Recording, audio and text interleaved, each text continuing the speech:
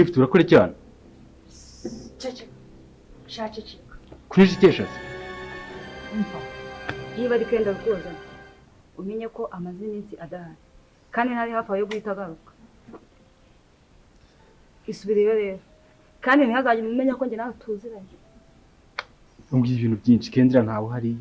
Amaze iminsi adahari. Nisubirireyo ntagire umenya ko tuziranye. Ni cyo kibazo gihari. Michael, ibyo navuze byose wabyumvise. Kandi nzi ko uri umuhanga wumva vuba. Rero uyisubirishamo byinshi ahubwo ukora ibyo nakubwiye. Gift nawe nzi ikibazo ufite. Ako nyine gusobanura. Mama wanjye ari hehe? Ikindi urakora cyane. Ese ntago wumva hano ndi mu kazi. Kandi mu gihe nyine muri akazi ko mu rugo. Ntuzagaruke. Nta wemerewe kumenya ko hari umuntu hano tuziranye. Okay. Niba ari kubishaka. Nta kibazo. Ariko urabanza umbwira iki kintu. Mama wanjye umusigiye ndi. Ubundi se wakorera ngahe hano ngo nyaguhe ariko ureke gusiga mama wanjye gutyo gusa. Mama we aho ari afite umutekano w'igihe ikibazo. Okay. Sawa niba ari kubishaka. Reka ngende. Ariko nyine bisobanura bwimbitse wikijya mbere. Sawa, ubusobanuro nzavuga ariko bitari kano kanya. Okay. So, bye. Bye.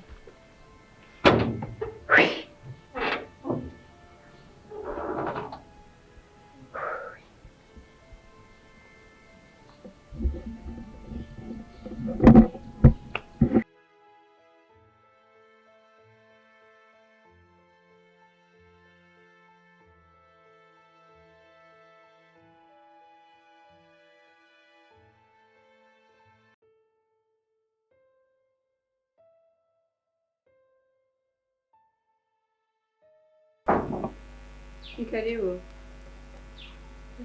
Wewe. Makozi. Karibu. Yes.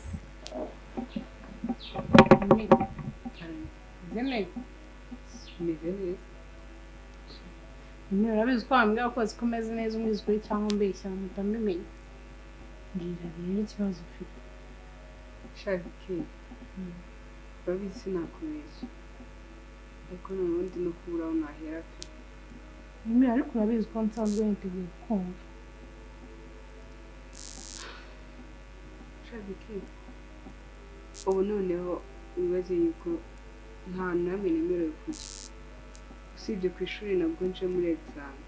Kandi ikindi nabwo nza kuri kondisiyo. Byumva.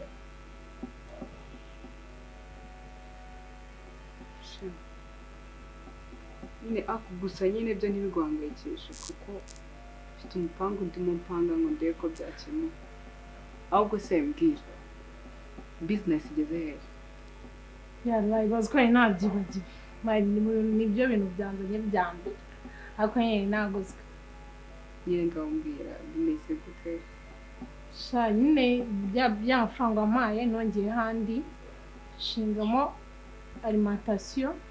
Ariko nyine imana birimo kubona ari kuvamo umusaruro bizagenda neza nyine urebye. Okay. Atubyizere ahubwo nze kumara location yaho nzazi ndebe. Nese uzabona uko uza ko wabuze kuva mu rugo ariko uje muri examen gusa. Ibyo ntubigire ikibazo nzabyitaho naribe. Okay, sawa. Ahubwo se ko kuva twajya muri examen wagiye gukorera kuri block ya ruguru tukabura na nyine nkakubura. Amakuru yawe mu busanzwe umeze gute? Shariga nawe usigaye uboneka bigoranye. Gusa nyine byinshi byarahindutse. Danilo asigaye ari Danilo wundi nazi yagokuru nawe ararwaye za ndwara z'abakecuru. Nyine bidanje. Shapore n'ukuri. None se Danilo ngo bimeze gute? Nyine Danilo sinzi ibintu asigaye akora nazi. Kandi ngaramutse atabikoze banamwica. Ikindi nuko mu minsi ishize yafashe mu ijosi araniga. Arakuniga? Yafashe mu ijosi dampa na gasopa araniga. Cyangwa asigayemo ibiyobyabwenge? Ibiyobyabwenge byo simbizi. Gusa akaza akora karagoye sinzi ngo nagaki ariko bafite ibibazo to shanda byumva ntago worohewe gusa nyine nanjye mbaye mfite uburyo urabizi nagufasha ariko nanjye ibyanjye ntago byoroshye pe nanjye ntago norohewe oya mimi byikirirwa biguhangayikisha ndabyitaho ahubwo wowe banza ukora ibyawe nawe ufite ikibazo urabizi bikemure nanjye birandaza kubikurikirana nta kibazo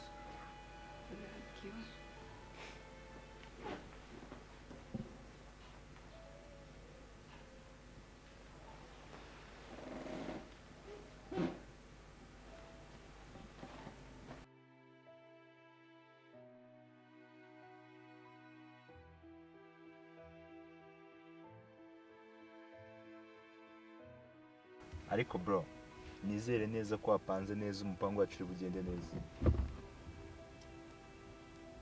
Ibyo ngibyo bindekere ngira ngo urabizi ko gupanga biba mu bintu byanjye cyambere na mbere nitaho kuruta ibindi byose. ariko sinumva neza niba no kubabaza mimi byaba biri mu byo wapanze. Aho ngaho ushatse kuvuga iki? Nyine bro urabona dukeneye kwifashisha mimi tukazakoresha ese mu gihe yaba atorewe muri mwanya w'ubumenyi. Kandi ikindi urabona neza yuko mama Mark akwizera neza cyane yuko yabonye ko ari ushobora kuba yakwita ku bana be.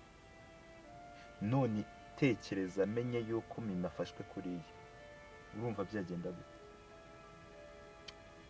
Yani byo ariko nanone mima afite abantu benshi bari kumushakisha ari nayo mpamvu nafashe icyemezo cyo kumubuza gukora ibyo ashaka ibyo byose kugira kuko biba muretse gukora ibyo ashaka byose nazashiduka bamutwaye kera nkamuzi intama n'ibyuma. Bro mimi akeneye gufatwa neza birenze ibyo utekereza akumva yuko ari twebwe buhungiro bwonyine ashobora kuba afite. Nicyo ngicyo gishobora kuba cyabaho. Iki kintu nicyo noneho ndaza gukora buri kintu cyose gishoboka gituma mibabona ko nta bundi buhungiro yabona na butoya tutarahangaha. Sibyo? Yes. Tari wanjye. Ibyo ngibyo byo ndabikurikirana. Okay, sawa nta kibazo. Sawa sawa.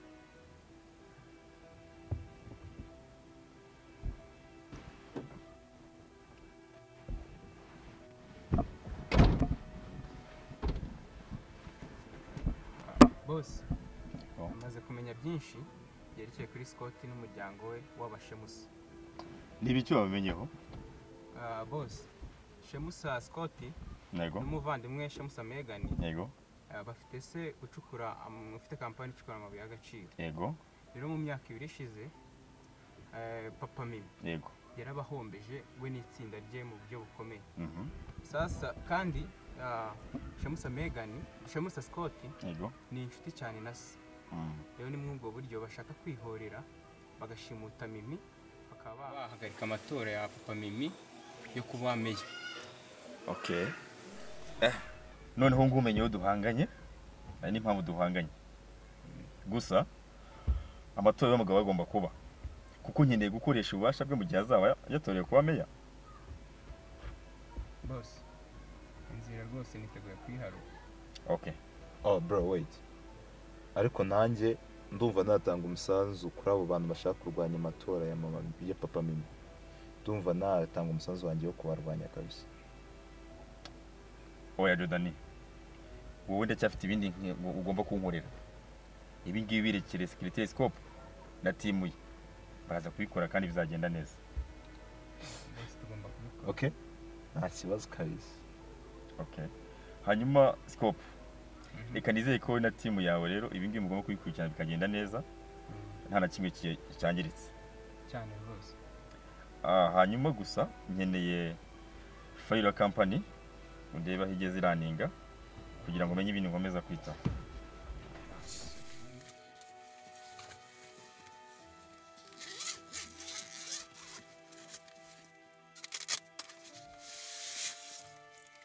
Makuru sariho hano. bigumane hanyuma urindaza kubyitaho. So wait, Scope, watubwira foda biri hose? biri kuri foda yanditseho izina rya company. Okay. Yanditseho. Sawa rero.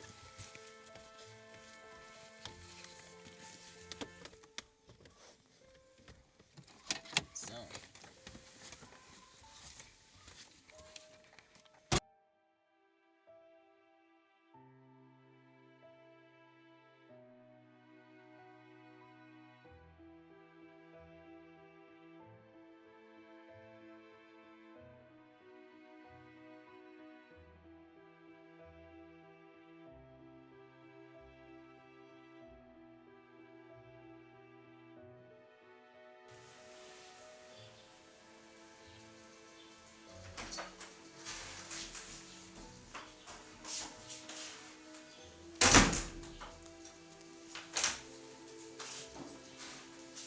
Good morning.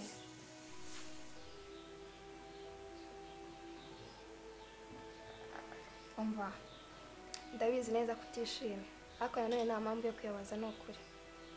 Ntibabaza rero. Umva, twese turabizi neza ko uhangayitse. Yaba hano barakubangamiye, yaba sheri wawe Tayira nawe nta kwikoza. Ese ubwo urimo ugorwa n'iki? Njyewe meze neza kandi cyane.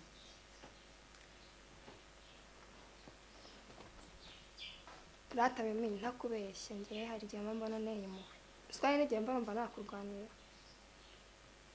Ese ubwo urimo ushaka iki kuri njye? Noneho ni icyo urimo uranshakaho koko? Nta kintu nshaka pe. Nuko mba nshaka ko twiganira gusa. Ndabona utari muri moto. Cyakoze mba hari ikintu umaze kubona. Wowe na Uncle Mucyo mumeze kimwe pe. Uncle feke ni ukuri.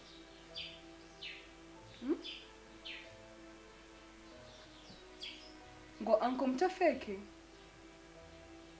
Umva, ni umunwa warundiye.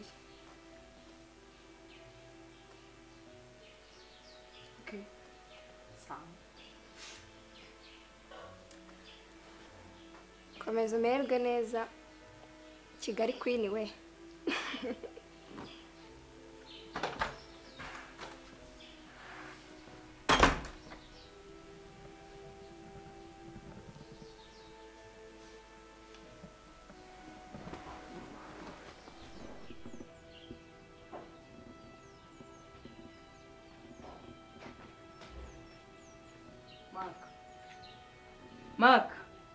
Mark. Nshaka kumusobanura. Ubusobanuro. Mark. Ni gute watinyuka kumbeshya igihe kingana gutya? Ngo Mucyo ni uncle wacu kandi ubizi neza yuko atari. Mark, watinyuka gute? Okay. Nta kintu ufite cyo kurenzaho. Nta kintu ufite cyo kubivugaho. Sibyo? Mimi. Niga amatwi kandi niga neza. Ntagiye n'ikintu kimwe uza gusimbuka mu byo navuze. Uri kunyumva neza? Mimi, uribuka ubuzima twatubayemo mbere yuko duhura na Mucyo. Twabaga mu kazu k'ibyondo kameze nkawe se. Kurya byari rimwe ku munsi. Ikintu cyoraga kimbabaza gusa ni amarira yawe waragurira buri munsi. Buri manywa buri majoro. Mimi. Iminsi waragurira Yesu urayizi. Uzi ko ingana. Wahoraga umbwira yuko impamvu tubaye mu buzima bubi ariko twakuze nta byeyi dufite ngo batwiteho. Washakaga ngiye nkora iki? Mark. Mbere kubona narakuvunye. Mbere ni ukuri. Okay, Mimi, it's okay. Urabizi niyo muvandimwe wenyine nsigaranye. Urabizi neza? Ntabwo nagutererana. Habe n'umunsi n'umwe. Inkuru yo guhimba yuko Mucyo ari anko yacu we yaje gute? Mimi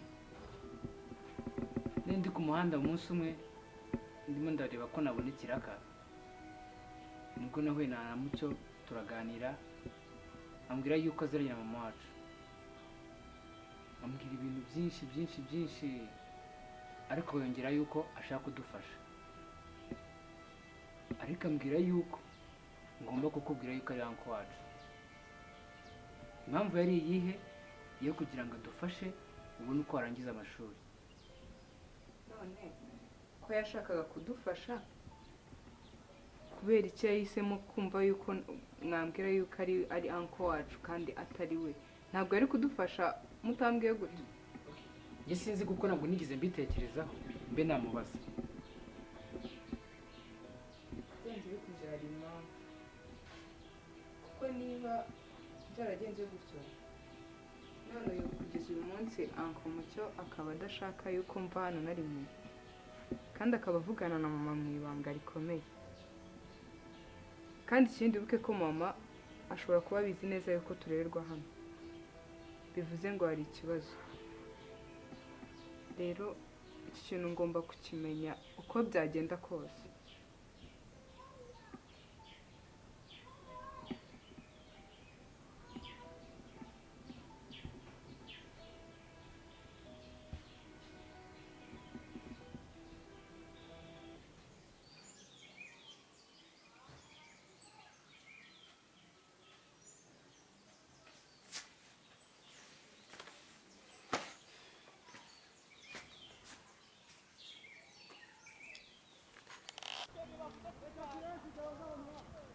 umva mbafitiye akazi, mwitegure.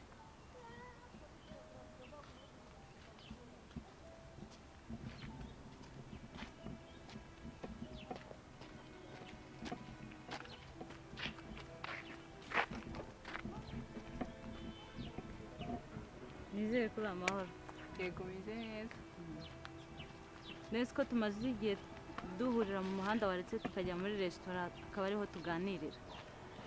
Byatuma ninda gutaha kandi ngeze no mu rugo sinjye zakibazo. Mimi wigira ikibazo, si ngombwa yuko urya byinshi, kandi ikindi wigira ikibazo cyo gutaha cy'amasaha yo gutaha. Ndahamagara imodoka yanjye izigugereze mu rugo ku gihe. Sundi kuki ushaka ukomeza gushaka ko tuba inshuti cyane kandi nta na byinshi muziho? Undi no kubera iki? Mimi nakubwiye ko nziranye n'ababyeyi bawe, nzi byinshi kuri famiye yawe, mama wawe na papa wawe nzi aho bari. Wigira ikibazo, wingiraho ikibazo. Rero nanjye none ntabwo meze neza, gusa ndabizi ndaza kumera neza. Reka nahe ubwo wenda tuzasubira undi munsi. Okay, sawa umererwe neza.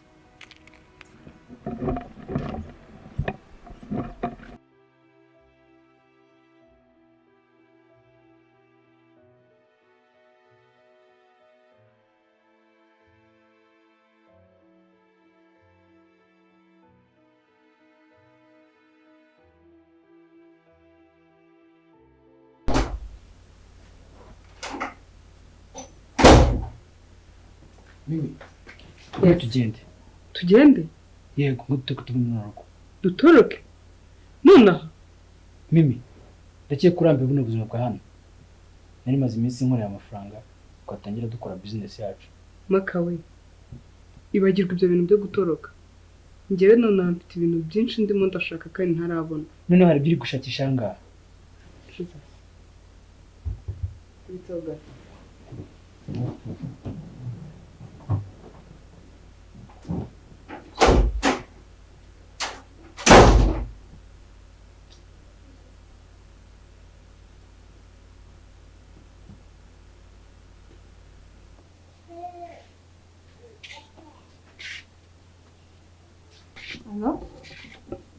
Ntabwo ndi umuntu ubuye buryo barabikoramo cyangwa umuntu urimo abafasha, ariko barimo barapanga urugendo kandi biri kubaho.